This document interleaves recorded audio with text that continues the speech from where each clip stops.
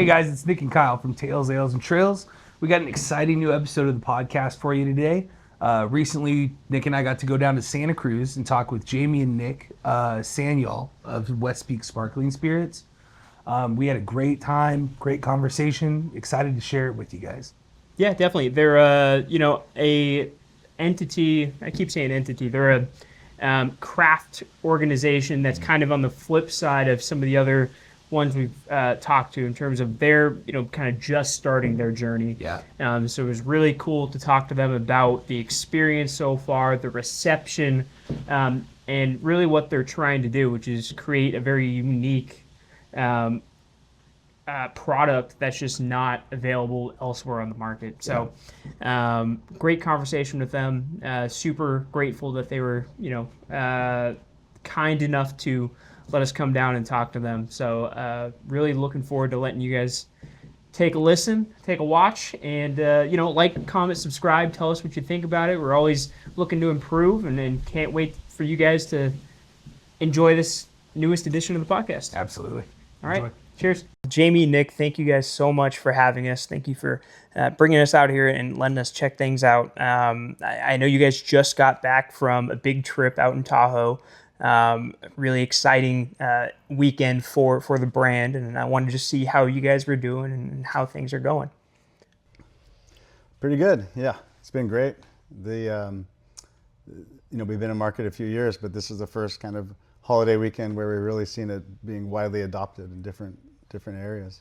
We had a few events throughout Tahoe, and whole different groups of people, different ages, and across the board, people liked West Peak. Yeah. It's probably such a really ideal environment for your product. I mean, Tahoe shares so many similarities with Santa Cruz. Being a lot of people there love the outdoors. A lot of people love being active. There's a lot of appreciation for craft spirits there. Mm-hmm. So I'm sure you guys got some real good responses, some good, nice feedback from that crowd. At least hopefully.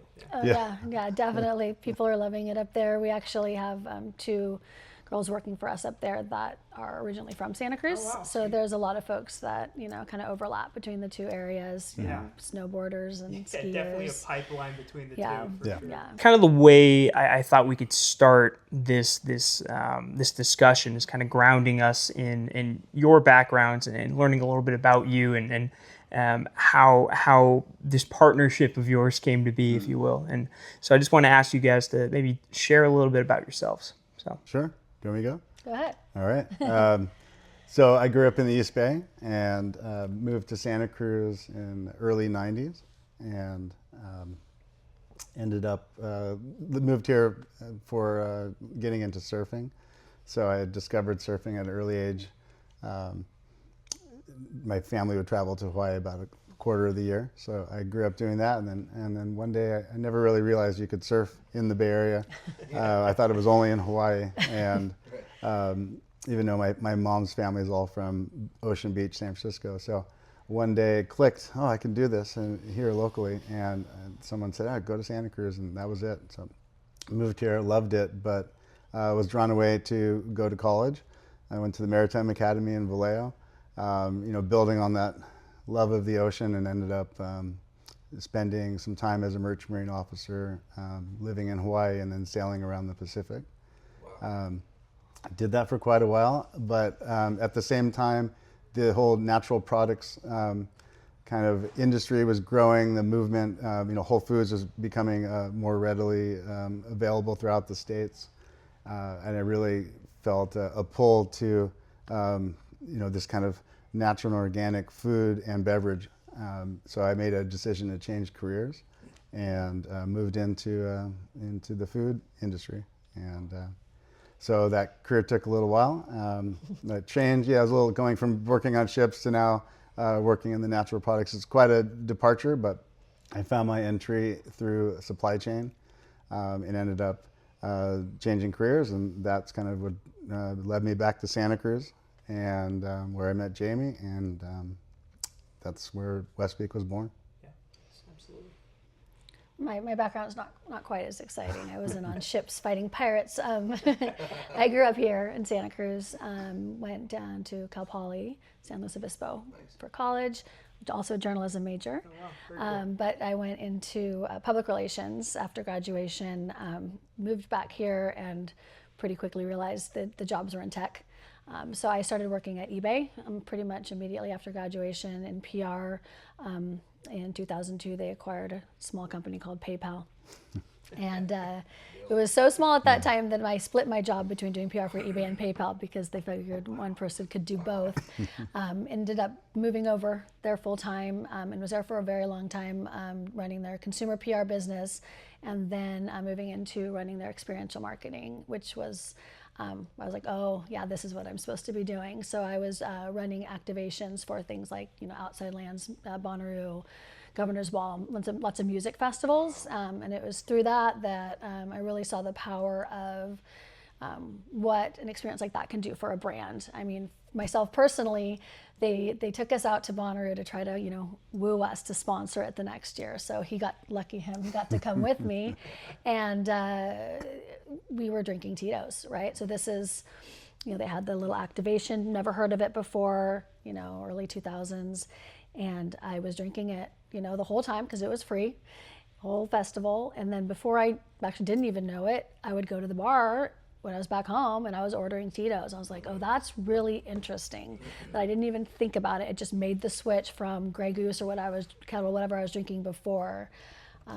So did that for a long time. Ended up leaving two small kids at the time. So stay-at-home mom. He had this crazy idea, and I was like, have fun, like that's really cool. And then I had a desk and a laptop that was purchased for me, and the rest is history, I guess. Pretty much. Still waiting on my contract, but It's coming. You guys talked about a little bit about doing something, completely different, and then I guess marketing has a tail into it. But was there like a specific aha moment where you guys really wanted to switch into this? Like what really sparked the initiative to get into it? Yeah, I can remember pretty clearly. So we had a backyard barbecue. We had a little refrigerator we put in there for sharing drinks with friends and food. And so I just went out and bought pretty much everything in this category to share with everybody. I really wanted to like the category, you want to call it RTD or seltzer, and I just couldn't find anything that I liked from a liquid perspective or from branding perspective. So I've been a beer drinker forever, drinking a lot of IPAs, and everything in the category for me felt like throwaway liquid, didn't have much complexity. It felt like I was, drinking melted crayons. And then a lot of the full strength offerings had some complexity, but they were too much sugar, too strong ABV, so I could only have one, maybe two. And then I said, after, the summer, most of the drinks would just remain in the cooler. Like people weren't drinking them; they'd have a few sips. So I was like, there's an opportunity here to take my background in making clean, natural products and bring it to this category. And also from a branding perspective, the tall, white, skinny cans, really everyone kind of looked the same. They seemed devoid of personality. Let's bring the fun of craft beer to the category as well. Make something that stands out, looks different. And that was it. Cool.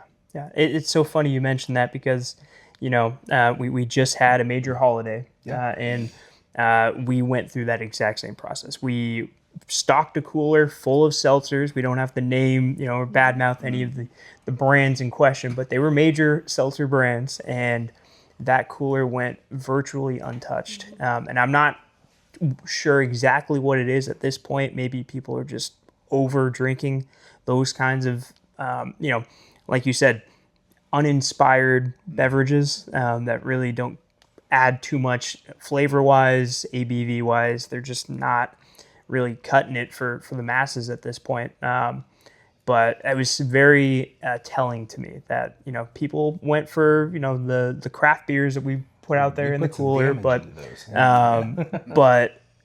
yeah, that seltzer, it just went untouched. Yeah. So obviously, and look, that's a very small sample size, but it at least shows me that there's a market for someone to do something really inspired, really creative, that stands out from your standard tall can seltzers, if you will. And I think that's exactly what you guys are kind of here to do. So that's just kind of a funny inference about that. Yeah.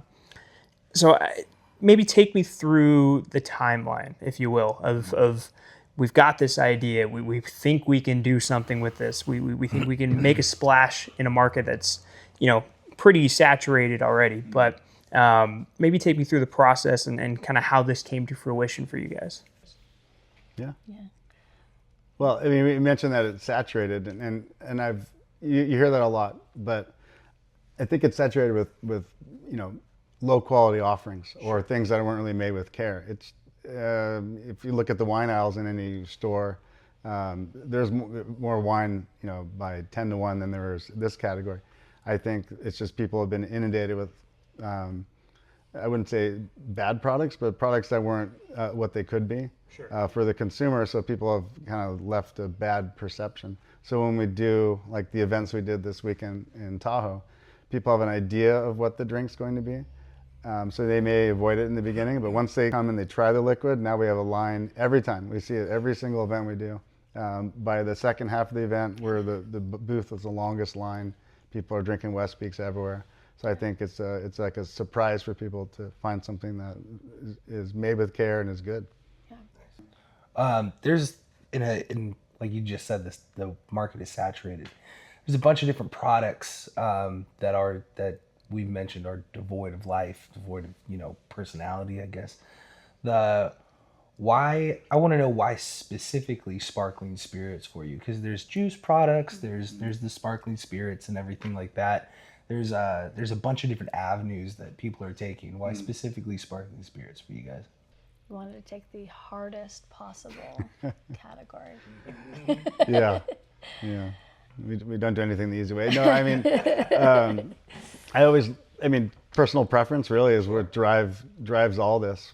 These are all started with cocktails as inspiration. So we would find cocktails that we liked, constantly looking at menus, trying everything, and then making them ourselves, but then making light versions of them.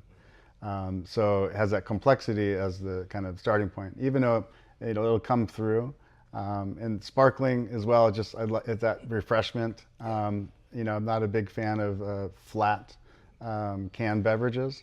So I think, but just the right amount of carbonation. So that's why I call it sparkling spirits. They're carbonated very similar to a beer, so it doesn't overwhelm your palate, doesn't burn your nose, but it's just a little effervescence. Noticed that when I first tried it, it was because when we review drinks on our podcast, I'm consistently saying always that I love the carbonation. I want the carbonation there, but you can always have too much, and then you get bloated, you get burpy. It's not fun, especially in hot weather. It's impressive to me for your product that I feel like when these sorts of drinks came out, like the really big sellers at first, especially we come from a college town and college venues and stuff like that, is people gravitated towards them because the health aspect, there's zero calories or they're 5 calories, not Low calories, right? Instead of, a beer, which is instinctively, liquid bread. Sure. So it's impressive that you guys hit that mark as well, with also adding the quality into it, and people gravitated towards one side, and now you're offering both sides to it. So commend you guys for that. Yeah, thanks. It's awesome. Yeah. We definitely wanted to use the real spirits versus the malt. Yeah. So for me personally, that was giving me a stomach ache. So when I was trying all of those, in the beginning, that's kind of what was out there. So we wanted to use the real spirits and just make them really clean. And you're right, the lower carb makes so you can have a couple and not be. I can't even have more than one sparkling water, so I figured I probably can't have more than one of these if it was too high. Yeah, we didn't want it to be like the lowest stats. Like, so a lot of the brands out there, 0 carbs, 0 sugar.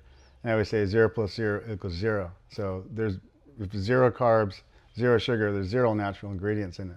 especially if it has some sweetness. So, we use different fruit juices as the base to give it the little sweetness, real spirits, fruit essence, and oils to kind of punch up the flavorings. And that's it. So they're very clean. You get that, it comes across, but we're not going for zero because we want to have it to be the ingredients to come forward. Absolutely. Yeah, absolutely. I'm curious. You mentioned the event you guys had in Tahoe, and you got to kind of see word of mouth happen in real time with that, which is always pretty cool. Who were your first quote unquote guinea pigs for these drinks? Who did you test these out on, and what was that initial reception like? Well, For the first few batches. depends on which batches. There were some rough ones. Because we started this Trial and error. on our kitchen counter, like most people, right? I mean, he came home with olives and grapes and juicers and a bottle of moonshine. Yeah, I was obsessed with trying to do like a martini seltzer, and it was with green olive juice and It was not bitters, very and good. it was that didn't last very long. Back to the drawing board. Yeah, But we did have friends come over and try them. Yeah. Lexi and Steve and a few folks. They were not great yet. We spent a long time on R&D for sure. long you know, time. Yeah. The whiskey SKU we just released 4 months ago. We've been working on since day one. We couldn't get it right. So we want to make sure. It goes back to when I was trying to like the category. I kept saying to Jamie, like, these companies don't care about me. The liquid has no thought in it. Right. So we put a lot of thought behind this. So we had a lot of interesting, samplings with friends around the table, but we started getting some that rose to the top. There were some legs there.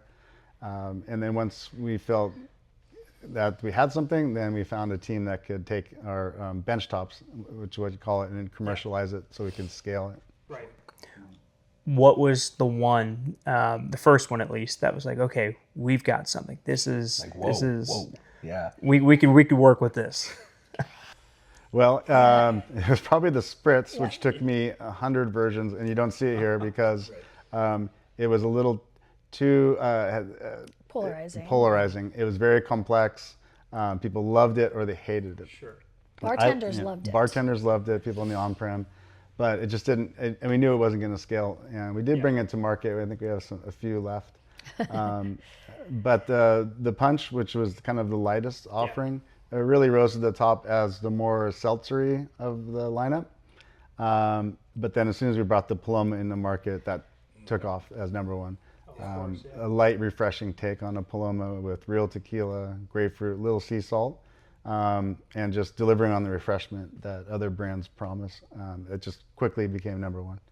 Yeah, absolutely. Other than the R&D side of the trying to get it right, what were some of the, when you're doing the startup business, what were some of the big roadblocks that you guys first hit that come to mind, Finding a partner who could produce it for us at scale, that proved challenging. Even though I came from, some of understanding the manufacturing world, that took a while to find the right partner. And we finally did settle in and get a good home for the brand. Replicating exactly what we were building in the lab to scaled up production, that took a lot more effort than we expected. That things at a small micro level don't necessarily translate. Right. So we had to make refinements along the way. Yeah. And then neither of us were salespeople, so figuring out how to sell this stuff. Distribution. And distribution. Yeah. It's alcohol distribution is challenging, Yeah. particularly in California. So that was a big hurdle for us. Found a great partner with LibDib, but that meant Nick and the team getting out there, banging on doors, and that was November of 2022, which for those not familiar with Santa Cruz at that time, there were some pretty catastrophic storms that hit right as we went into market. In fact, a couple of our first on-prems were actually destroyed, since rebuilt. So not the best time of year to sell in a cool, refreshing drink in a tourist beach town. Yeah. We were just Seriously. talking before we started about Chico and how I said I was like this type of drink would go well in that college market and everything, and it's one way to say that, and it's the other to actually get there and distribute. I know in the early goings of West Peak, one of the big efforts you guys made was to be one of the sponsors of a local event here, and to kind of get the product out in the community, show your support for the things that the community is passionate about. And I wanted to ask you guys about that and where the inspiration for that came from. What made you say, this feels right to be a sponsor for one of these events, and maybe talk about what the reception was like from that. Sure. Yeah, you want to? I think you're referring to the Coldwater Classic. Yeah, so the O'Neill Coldwater Classic is a long-time surf contest held at Steamer Lane, Santa Cruz. I think early on it made sense to align with the surf community. Being from Santa Cruz, Nick being a surfer, the idea of West Peak came to him while he was surfing with his friend. So that made sense. And we also aligned pretty early on with some of the local professional surfers here, wanting to just get the drinks in their hands, have them share, and then that turned into more of, sharing on Instagram, having more of a, traditional partnership type thing. So along with that, we felt that with the Coldwater Classic coming back to Santa Cruz, it was a great time to essentially launch it. So we partnered with O'Neill and also with a nonprofit called Save the Waves that we've supported both personally and through West Peak. And we brought the first ever beer garden to the lane. So on the weekend of the finals of the contest, we were out there sampling. I think we had 4 accounts at that point. If that, yeah. Yeah, we were brand new. So it was just getting people super excited about it, educating them on it, letting them try it, and all of they would get wristbanded, pay their money to come in, and that money went to Save the Waves. So it had a great. Yeah, it's like a 2-drink thing. We were partnered next to Kona Beer, which was kind of a cool little awesome. Partnership there, and then because we did a party after the last day of the contest, and I think that party is now legendary in certain circles. It was a big success, but yeah, I think it definitely helped to build awareness and. The west side of Santa Cruz from the very beginning was one of our, biggest supporters at retail and on premise. So they've been just amazingly supportive of the brand, and that was, kind of where we kicked it off. Yeah, that's such a big swing and such an impressive swing to take that early on. And it sounds like it paid off for you guys. We talk about this a lot, and there's a really important relationship between a local community and an up-and-coming craft spirits, craft alcohol business. You find these communities. We're from Chico. That's in a similar sense. They want to support local businesses. They have a vested interest in kind of bringing the entire community up. And we're not from Santa Cruz, but you can kind of get that same vibe here. People want to support the local coffee shops, the local breweries, the distilleries, the sparkling cider businesses, and in turn, I don't want to say it's expected, but they look for these organizations, these businesses to be good stewards in the community. I feel like that's such an important thing, and it sounds like you guys were kind of attuned to that right from the start. Yeah, I think being from here and being part of the community for so many years, it was just kind of a natural evolution of the business. I think, so many of our employees are either our friends or our friends' kids. I think 90% of our brand ambassadors are our friends' children at this point. I say children, they're obviously over 21. But, we are from Santa Cruz. It's an authentic Santa Cruz brand. So, and we like to give back to the community and be part of the community. So I think it's only natural that the brand would be there as well. So we like to support wherever we can. We'll get out there and sample. Anyway, yeah. Yeah. At the same time, we also partner with the Santa Cruz Warriors, which is the Yeah, development yeah. league for Golden State. With Jamie's background in experiential, it made sense, and it's right here in our backyard. So we're going into our 3rd year with them.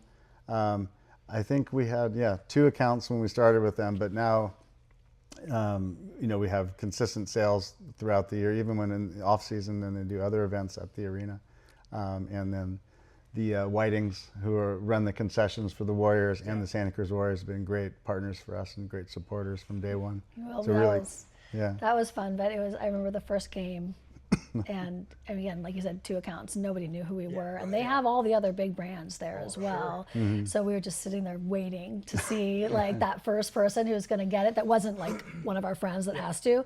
But now, we go to games, and they're all over the place. Everyone's got one, so it's really cool feeling to see that. I was gonna say that brand recognition at this point, that has to be such a cool, gratifying. Right. Like we're not only like on the market, we're a brand that people know now. We're a brand that people look for and get to enjoy. That's got to be a pretty cool feeling. We're getting there, yeah. And that kind of partnership with Santa Cruz Warriors kind of started to open up what we didn't really expect as a community, but athletes and everyday athletes. To the point where we've had a current NFL player who found our drinks at a Warriors game and now is an investor with West Peak. He slid into our DMs. Yeah. So it just kind of really fits in that, which is something that we've now been building on with the fitness community. Yeah. That's fantastic. So you guys have 5 different flavors up here. Yeah. And you were talking a little bit about flavors that have been and are no longer, or something like that. As far as like flavor development process with you guys, is it inspiration process? Is it market driven? How does that come to fruition? It hasn't really been market driven. It's been more inspiration. I'm known to go to a bar, I see 3 or 4, or a restaurant, 3 or 4 cocktails that are order all 3 or 4, try little sips of all of them, and really just that'll inform our R&D process. For the most part, we just made what we liked, and then we see now which ones the consumers are enjoying, and then we can kind of build on that pathway where our new vodka with real black tea and hints of pineapple. It's like a tropical John Daly. People are loving this one, so we're thinking of building out a little more in the tea zone. And then our whiskey with dark cherry and lemon is very unique. There really isn't many low ABV sparkling whiskey offerings. Yeah. So we're thinking of adding a little bit to that line as well. Yeah, I remember going around when we were tasting them, and we were taking little sips of them, pouring sip, and my reaction every time, I was like, oh, that's my favorite. And I was like, oh, that's my favorite. I was like, and then I'd go back and be like, no, that's my favorite. Couldn't really decide. Well, there's something viscerally different about drinks that use the malted side of things, and the drinks that use the actual spirits, and you can taste the difference. Like the malted beverages have never been for me, but this stuff, my go-to is a beer. That's kind of that's the Chico side of me, growing up with craft beer. But when I tasted these spirits, I was like, man, this is. I think you said it earlier. Personality. Drinks that have personality, I'm gravitated towards. So, really, really exciting stuff. Thank you. And people who say, I don't drink this, I say, just try it. And I say, all right, now I've been saying, hey, neither do I. That's why we made this. These are seltzers for people that hate seltzers. And then, okay, I'll give it a try. And then invariably, they're going to love one of them. Well, it's like we did the Buellton Beer Festival very early on, free event, great event in Buellton. And these are hardcore beer drinkers. And so we were like, okay, and it was always a little scary when you first start these events, because we're just like this sad table, like we're just sitting there, and they're like, no, I do not drink seltzer. And we're like, okay.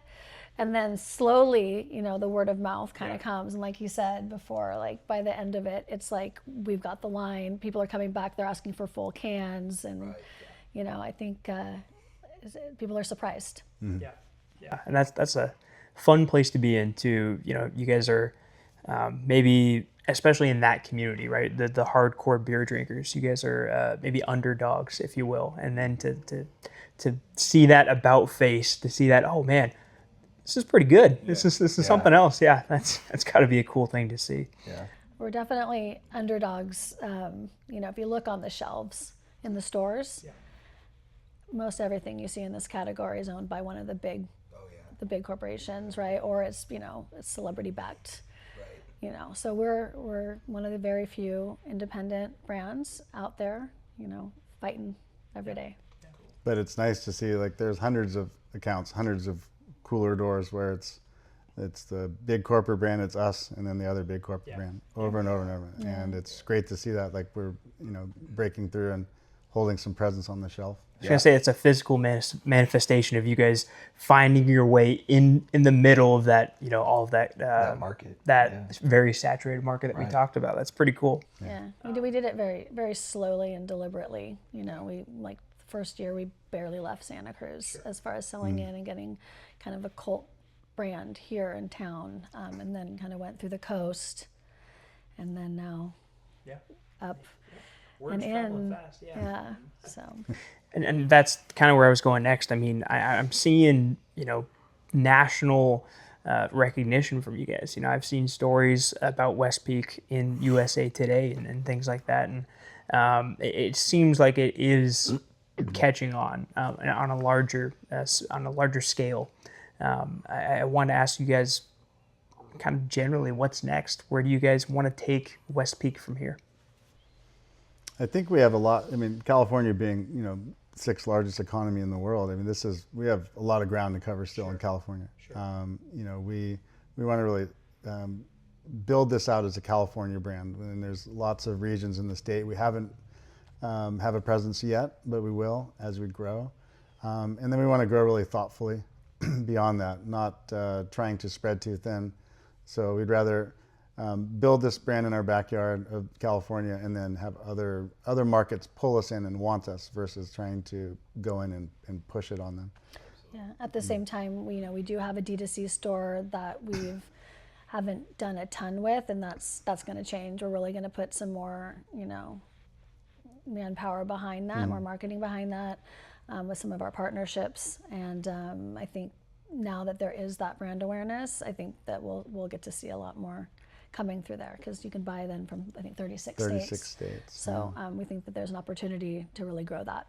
And we get a surprisingly large amount of emails from people all in Australia. Really? Dozens a month. When is it coming to Australia? And so, we see this brand as something that can scale also beyond the United States and be a global brand, because this category is really is here to stay, and not just in the U.S. and California, but everywhere. Yeah. So I mean, that's something we definitely entertain as we grow. Yeah. I have no evidence to support this, but it sort of makes me think there's something of a surfing connection there with Australia. Sure. Yeah. I would guess, yes. There's got to be something there. Yeah. I don't want to keep you guys too long, but I did kind of want to put a button on things here. And I know you guys aren't at a place where you can take a breather yet. I mean, you just talked to us about driving back here 7 hours from Tahoe. You're definitely on the grind. But I wanted to ask you about what the most rewarding part of this journey has been so far. Yeah. What's been something that you guys are proud of, and what's been really rewarding for you guys? I like to hear stories where someone shows up to a party or an event, and someone unrelated, but we don't know, has West Peak there, and they said, you have to try this. And it's just seeing it coming full circle, and those stories are happening more and more, that people are really starting to discover on their own outside of our hometown here, and that feels really rewarding. Yeah, for me, it still just blows my mind that something that we made is on a shelf in a store that I shop at, and people are choosing to buy it and then drink it. That just blows my mind. That's such a cool feeling. Yeah. Because there's, food and beverage, there's nothing more intimate, because you actually put it in your body. Right. It becomes part of you. So that's like that choice. And then to do it again, it's really cool to see. Right, to choose it. Right. Yeah, day in and day out. That's cool. Yeah, absolutely. Before I let you guys go, I did want to ask, is there anything else that maybe you wanted to touch on, you thought might be important to share about West Peak? Anything coming up that might be something we should keep a lookout for? Anything like that? Gosh. Basically, the floor is yours. Well, we're starting to expand into larger retailers where, our anchors have been the independents and really supported us to get us to where we are now. We're starting to have some larger chains throughout Northern California and Southern California that are bringing us in. So you'll be able to see us, if it's not in your store now, you can ask for it. We're growing in that sense. We have some really cool innovations that we are going to be presenting in the fall for the spring. Some larger format offerings, so that'll be great for sporting events and arenas and places like that, and maybe some stronger ABV offerings that'll be a kind of a complement to what we have now. Sure. Very cool. Yeah. Awesome. Well, thank you guys so much. Again, thank you for having us. Yeah, We thank you. really appreciate the time, especially on a Monday morning after a holiday Yeah, weekend. after a holiday This weekend. has been fantastic. Thank you guys so much. Thank you, guys. Awesome. Thank you.